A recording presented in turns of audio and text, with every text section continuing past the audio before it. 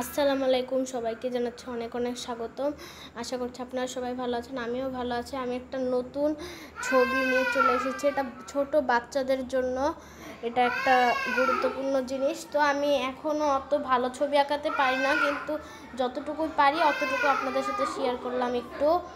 তো এই যে এই ছবিটা হলো আঙ্গুরের চিত্র, আমি আঙ্গুরের চিত্র আঁকাচ্ছি। এটা ছোট বাচ্চাদের জন্য খুবই গুরুত্বপূর্ণ একটা জিনিস।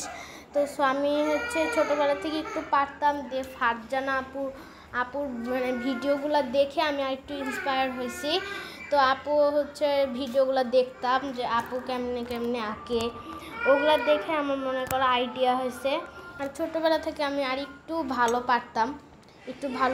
আমার ছবি আঁকা নিয়ে খুব ভালো লাগতো, মানে জিনিসটা, ছবি আঁকাটা একটা ভালো লাগার জিনিস আমার কাছে মনে হয়।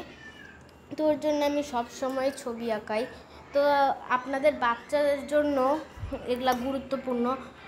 অনেক মারাই মনে করে যে বাচ্চাদের ছবি আঁকালে পড়াশোনার দেরি হয়ে যেতে পারে, মানে পড়াশোনার ক্ষতি হতে যেতে পারে।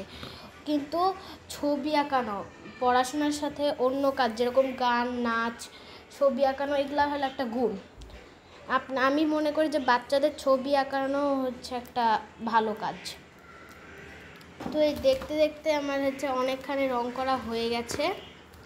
এই যে আসলে আমি চাইলাম যে বাচ্চারা একটু দেখে আমাকে ইন্সপায়ার হবে, যে আমি কেমনে কি আঁকছি, এটা দেখে একটু ইন্সপায়ার হবে। ওর জন্যে আমার এই চ্যানেলটা খোলা আর হলো এরকম করে আঁকা। সো এই যে আমি এখন রং করে দিচ্ছি, আর কিছুক্ষণের মধ্যে আমার আঙ্গুরের ছবিটা একেবারে শেষ হয়ে যাবে।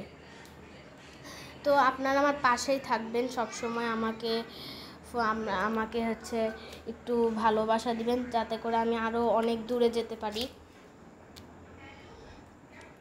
আমাকে একটু ভালোবাসা দিবেন, সাপোর্ট করবেন। তো আপনারা সবাই ভালো থাকবেন। আসসালামু আলাইকুম।